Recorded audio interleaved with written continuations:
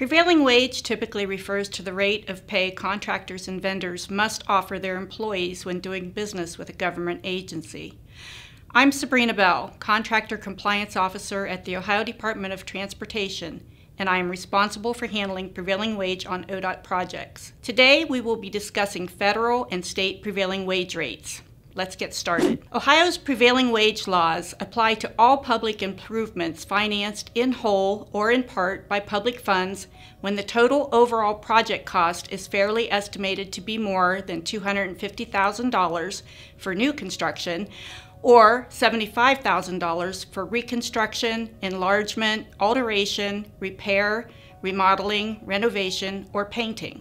Federal prevailing wage rates under the Davis-Bacon and related acts apply to contractors and subcontractors working on federally funded or assisted contracts in excess of $2,000 for the construction, alteration, or repair, including painting and decorating, of public buildings or public works. Davis-Bacon Act and related act contractors and subcontractors must pay their laborers and mechanics employed under the contract no less than the local prevailing wages and fringe benefits for corresponding work on similar projects in the area.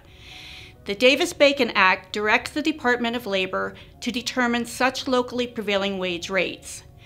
The Davis-Bacon Act applies to contractors and subcontractors performing work on federal or District of Columbia contracts.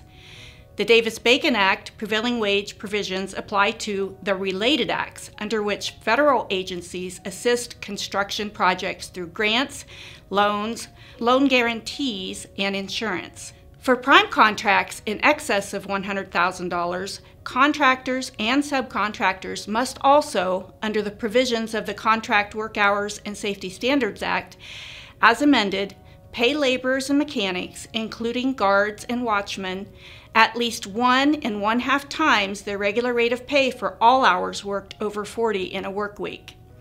The overtime provisions of the Fair Labor Standard Act may also apply to DBA-covered contracts. Now let's make sure you are familiar with your responsibility as a contractor and ensure you're using the correct information and paying your workforce properly. How to find federal rates. Federal prevailing wage rates are determined by the U.S. Secretary of Labor in accordance with federal aid requirements. Contractors shall use only the classifications and wage rates set forth in the United States Department of Labor, USDOL for short, wage decision.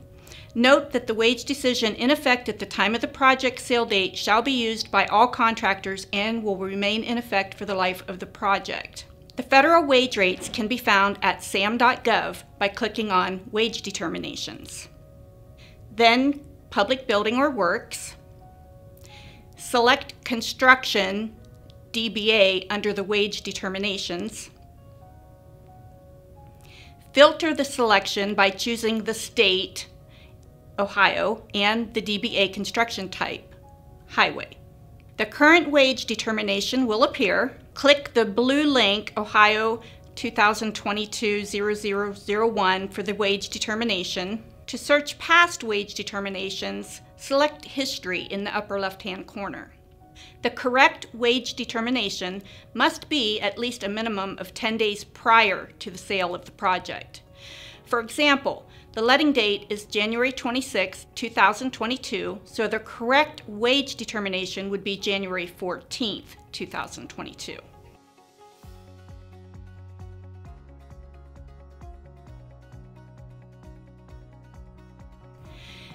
How to find the state rates?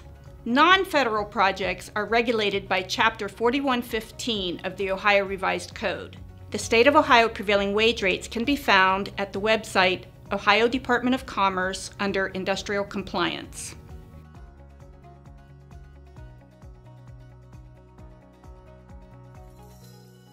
To view the wage rates, you will need to register online.